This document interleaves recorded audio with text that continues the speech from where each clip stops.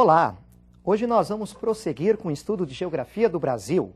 Nós vamos conhecer um pouco mais do quadro natural do nosso país. Vamos falar das vegetações brasileiras e vamos conhecer também as nossas bacias hidrográficas. As vegetações brasileiras podem ser divididas em 3 grupos. O primeiro seriam as formações arbóreas, aquelas em que há um predomínio de árvores. Elas formam florestas. Temos também as formações arbustivas e herbáceas, com predomínio de arbustos e plantas rasteiras. E por último, as formações complexas, em que há uma grande diversidade de paisagens ou de aspectos vegetais. Você vai me acompanhar no mapa de vegetações brasileiras para conhecermos todas elas. A primeira vegetação é uma floresta. A floresta amazônica, ocupando especialmente a região norte.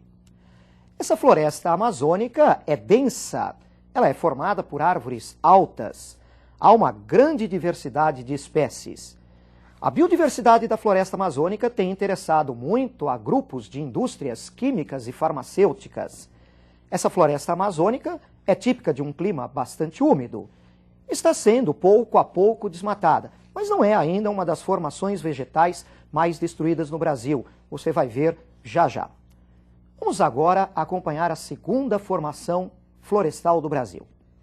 A floresta tropical, ou Mata Atlântica, especialmente na porção oriental do país. As características físicas da floresta tropical até lembram as da floresta equatorial. Árvores altas, diversidade de espécies. Mas ao contrário da floresta amazônica, a nossa Mata Atlântica já se encontra muito destruída. A expansão agrícola, a exploração da madeira, a expansão urbana, a expansão industrial, a abertura de rodovias e ferrovias, todos esses fatores já retiraram muito da Mata Atlântica original. A Mata Atlântica também acompanha alguns cursos de rios no interior do Brasil, com o nome de Mata Galeria. Na verdade, é uma espécie de floresta tropical. Terceira floresta brasileira, observando o mapa.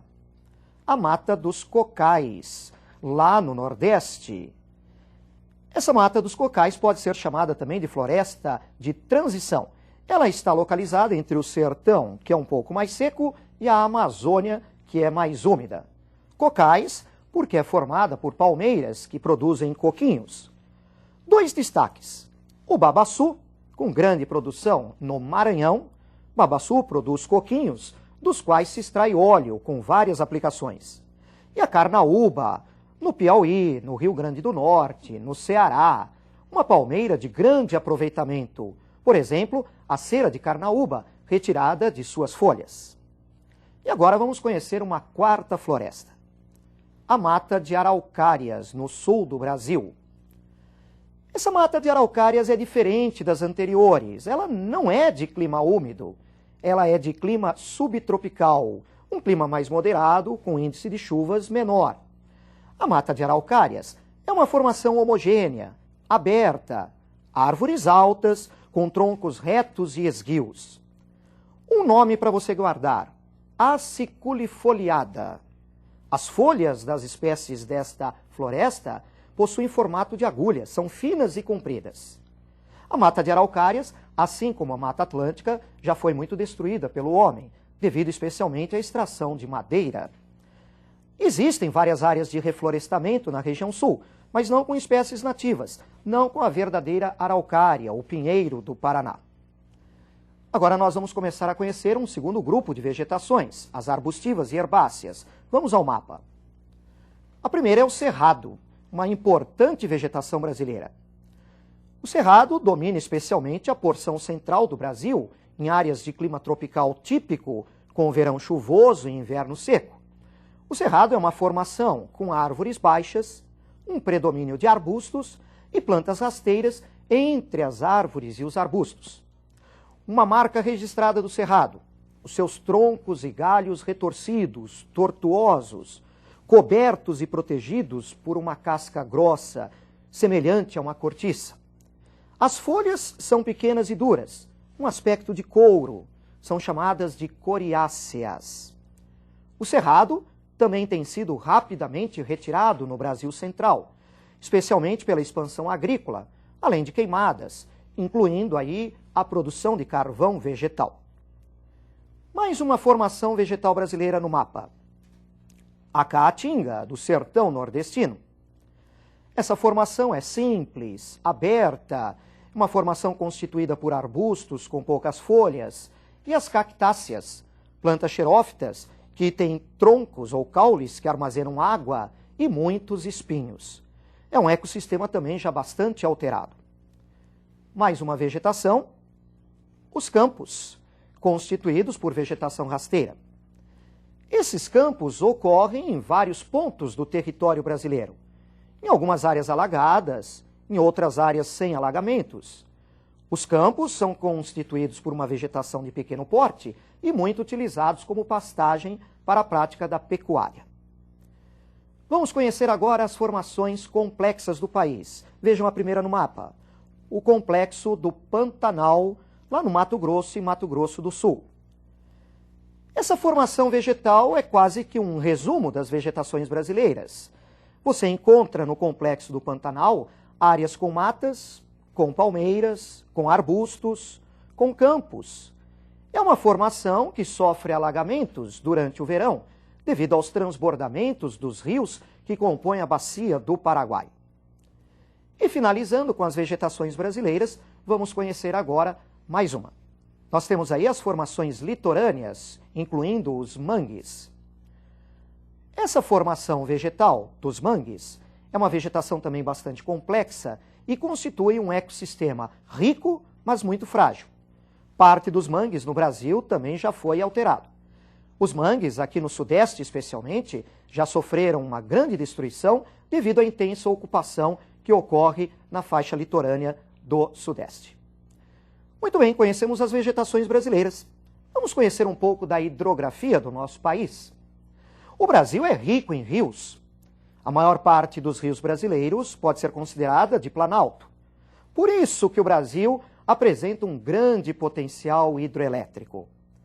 Nossos rios apresentam uma drenagem chamada de exorreica.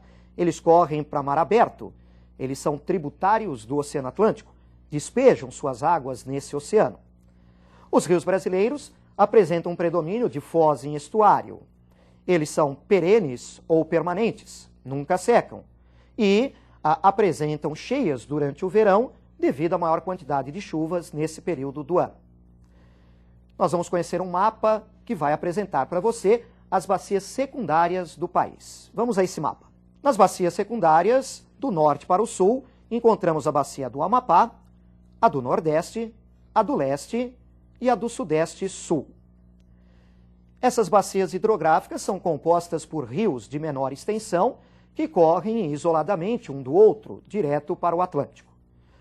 Vamos conhecer as principais bacias hidrográficas do país.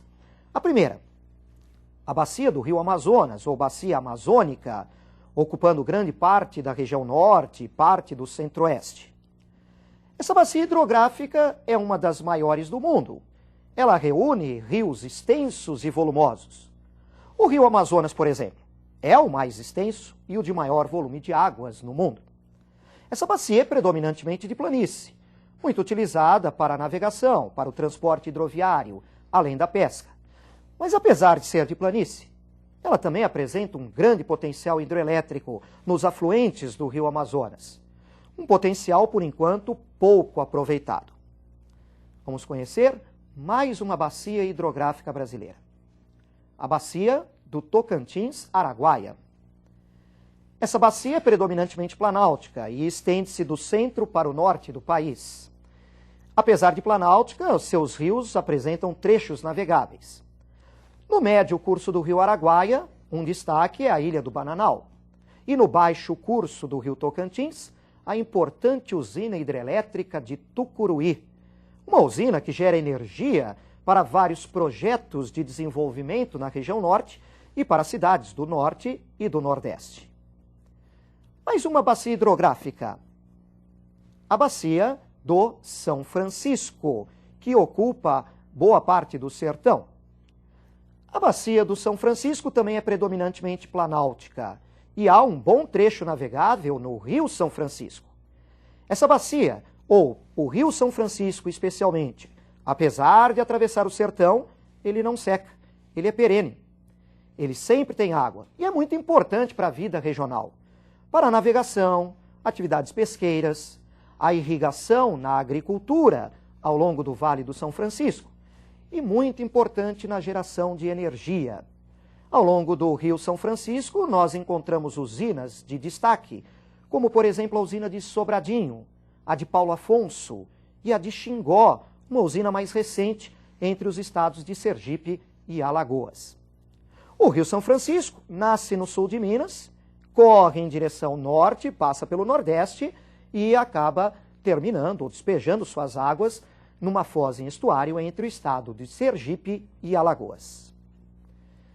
E temos também a Bacia Platina. Parte da Bacia Platina está no Brasil e ela é composta, na verdade, por 3 bacias: a do Paraná, a do Uruguai e a do Paraguai. Nós vamos conhecer um pouco de cada uma. Primeiro, a Bacia do Uruguai. Vejam o mapa, a localização dessa Bacia do Uruguai. É uma bacia de reduzida extensão, parcialmente planáltica, parcialmente de planície. Pode ser usada, portanto, para a produção de energia e para a navegação, mas ainda subutilizada. No mapa, você confere agora a localização da Bacia do Paraguai, lá no Pantanal Mato Grossense. Essa bacia é predominantemente de planície. O seu uso realmente é para a navegação, para o transporte hidroviário, além da pesca. A declividade nessa bacia é muito pequena, não permitindo o uso para a produção de energia. E finalizando, a importante Bacia do Paraná. Observem a localização no mapa. Ocupa terras do centro-oeste, do sudeste e do sul. A Bacia do Paraná é muito importante. Ela tem um grande potencial hidroelétrico e muitas usinas brasileiras estão nos seus rios. Por exemplo, a usina de Itaipu, uma usina binacional no Rio Paraná, na divisa do estado do Paraná com o Paraguai, além de muitas outras usinas importantes. Vem também crescendo de importância nessa bacia o uso para o transporte hidroviário, com destaque para a hidrovia Tietê-Paraná. Hoje conhecemos então mais um pouco do nosso quadro natural, as vegetações e nossos rios. Mais adiante continuaremos com o quadro natural brasileiro. Eu te espero então na nossa próxima aula e até mais.